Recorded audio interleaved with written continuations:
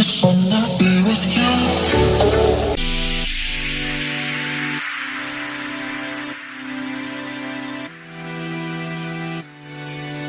All right. I haven't forgot about you guys. Here's an update on the RV fan. It's been a busy week. Football. First, our little football jamboree. I'm assistant coaching. Kids' first day of school. My daughter does competitive soccer. We went camping for Labor Day weekend.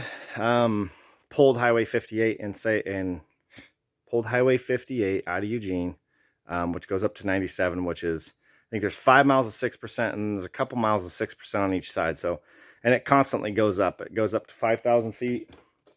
We're down here at, I don't know, a couple hundred feet above sea level. So it's a good pull.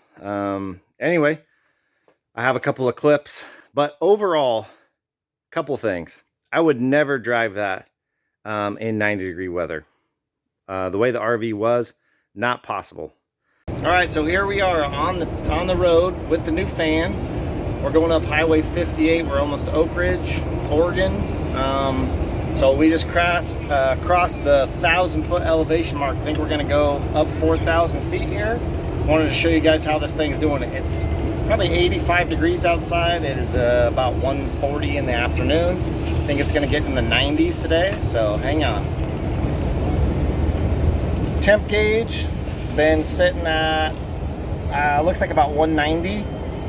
That's really low. Normally I would never drive this time of day. Oil temp, and oil temp's the real winner today.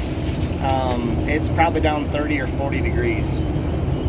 And then trans is looking a little normal, maybe a little cooler.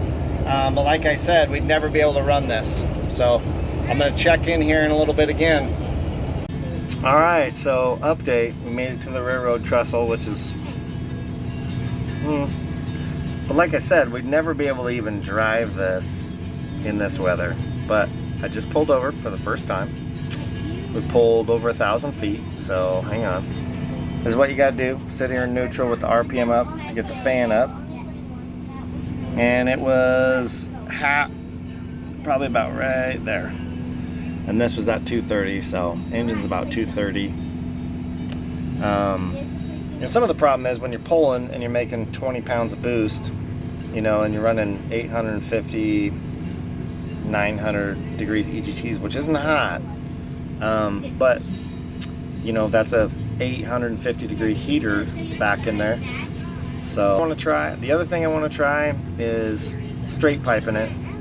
See if I could free up some restriction. And I know the wastegate's stuck, so it's stuck open. It's not making the power it should, but I feel like that's going to make more heat, a little higher EGTs. So anyway, here we are, cooling it off, and it's coming down. We've only been here for a couple of minutes. It's already 180 degrees. So pulled down 40 degrees in a couple minutes. All right, see ya.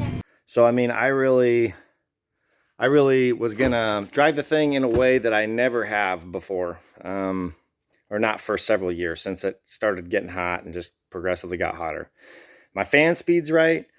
I have lower thermostats in. The only thing I really haven't changed in the cooling system is the water pump. I pulled the charge air cooler out. I rinsed the radiator out, simple green it, do all the stuff. That seems to help, but at the end of the day, I think I'm just gonna have to get a radiator, and I've been eyeballing these ones for a diesel Chevy, mid 90s. It's a big radiator, and I can get them for a couple $100 on eBay from China. So I think most of the radiators come from overseas anyway. I think if this thing could do the job, me putting new inlets and outlets on it and capping off the old stuff and capping off where the radiator cap goes, I think it could be an affordable possibility. I want to fix the turbo in the thing. I know the wastegate is stuck open, closed, whatever. I think it's just going to make more heat when I fix that. But anyway, and I drove the thing. So first off, the RV, I was clipping along 70 miles an hour in 90-degree heat on flat ground. Never got hot.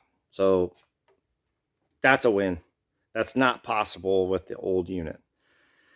I pulled over 4 times on Highway 58 to cool it down. It did cool down faster.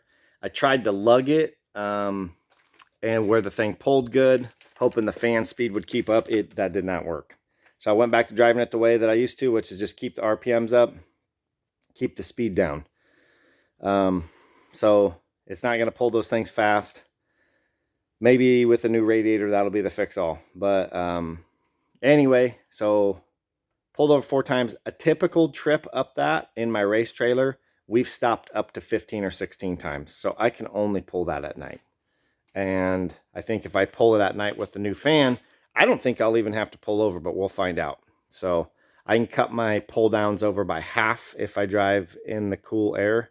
The old fan setup, if it was cool outside, if I'm driving at night and it's 60 degrees, I can go as fast as I want. But pulling grades, it still gets warm. So if I could make it where I could pull, I don't know, Mount Ashland in Oregon without having to pull over, because there's almost no place to pull over, that would be sweet. When I go to Medford to race, there's like 5 grades on that road. If I didn't have to pull over, especially out of Canyonville, that would be nice. And when I say pull over, it's pull off to the side of the road, rev it up 15, 1700, get the fans working, sit there in neutral, cool it down. The problem is the leaving, because as soon as I pull back out and it gets into second gear, maybe third gear, now you're going slow and it's getting hot at the same speed. If I was whipping up that thing at 40 or 45 miles an hour, I can get a lot of distance done. But when I pull back out and the thing's doing 20, 25 miles an hour, it's just going to get hot. So that's the update. Stay tuned. I really thought this was going to be the fix-all. It's not. Radiator's in 1992. It probably needs record. It had an intercooler mister on it. It's probably plugged half full of shit. It doesn't seem like it, but you know, definitely radiator technology has improved in what, 32 years or something. So anyway, stay tuned. See ya. Bye. All right, smash that like button and subscribe.